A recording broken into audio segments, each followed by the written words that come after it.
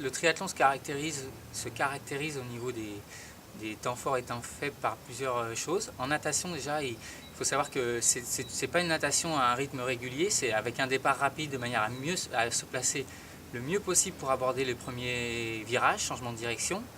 Donc pour éviter le goulot d'étranglement, on va dire. Donc ça impose un départ rapide, une gestion finalement de ce départ ensuite, avec des changements d'allure à chaque changement de direction, puisqu'on est amené à ralentir à l'abord d'une bouée pour essayer de réaccélérer après pour retrouver son rythme, etc. Puis après, un changement de rythme au niveau de la première transition, natation, cycliste, c'est-à-dire déjà un passage de position horizontale à verticale, etc., courir et aller chercher son vélo. Ensuite, en cyclisme, pour tout ce qui est épreuve de type amateur, c'est une gestion assez individuelle de l'effort avec les temps forts et les temps faibles sont soit imposés par le parcours, par son dénivelé ou les contraintes climatiques, etc. Soit par l'athlète lui-même qui va décider d'accélérer plutôt à certains moments qu'à d'autres. Mais c'est une épreuve de type contre-la-montre, donc on va dire une gestion individuelle de l'effort. Après, pour ce qui est de la dernière épreuve, donc la course à pied, ça peut être, donc là, il y a des aspects tactiques qui peuvent rentrer en compte en essayant de s'accrocher à un autre athlète de manière à bénéficier de son allure, de s'abriter un petit peu. Après, peut-être aussi un sprint à l'arrivée, donc des changements d'allure à ce niveau-là.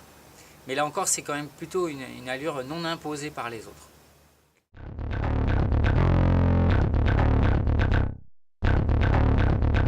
D'un point de vue physiologique, il n'y a pas vraiment de mur identifié en triathlon. On utilise comme repère les différents temps de transition, c'est-à-dire que c'est vrai qu'on fait un peu le point sur là où on en est de notre fatigue à chaque moment où on aborde une nouvelle discipline, c'est-à-dire à la fin de la natation, intuitivement on fait forcément un bilan de comment on se sent et surtout au départ de la course à pied parce que c'est la dernière épreuve donc avec une fatigue et puis surtout c'est l'épreuve où on doit tout donner, si on n'arrive pas fatigué c'est pas normal donc il faut tout donner à ce moment là. Et quand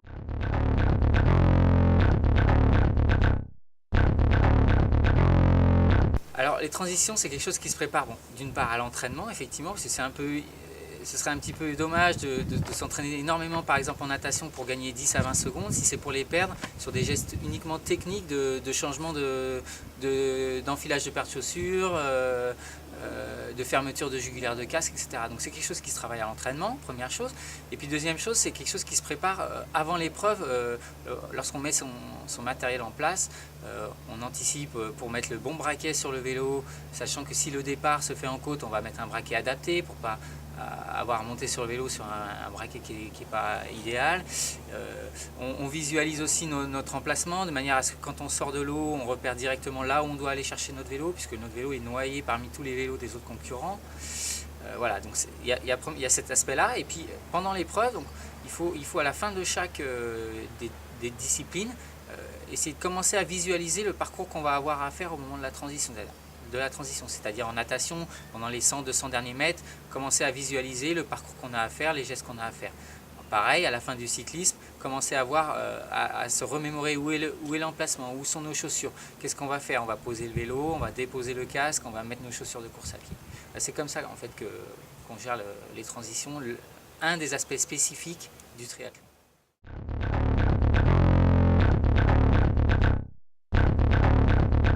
Comme je l'ai dit précédemment, la nutrition, ce sont des efforts de type longue durée, donc avec une nécessité de s'alimenter. Alors on va s'alimenter en fonction, à certains moments, en fonction de ses besoins propres, mais aussi en fonction du parcours, des moments. On peut utiliser la transition, qui est un moment qui pourrait être utilisé plus facilement pour s'alimenter ou s'hydrater, et puis à des moments clés de l'épreuve.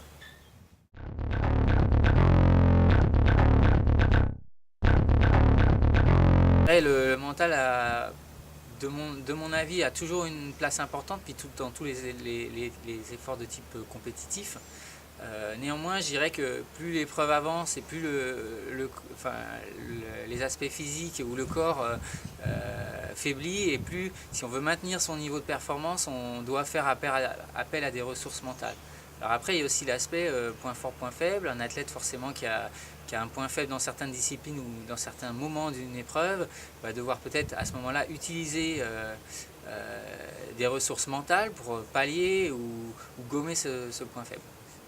Je ne dirais pas qu'il y a un moment précis pour faire appel aux forces mentales, mais quand même plus on va vers la fin de course, plus je pense qu'il faut l'utiliser, ou on a besoin de l'utiliser, et puis à tout moment on peut être amené à solliciter les ressources mentales, aussi bien pour un sprint que pour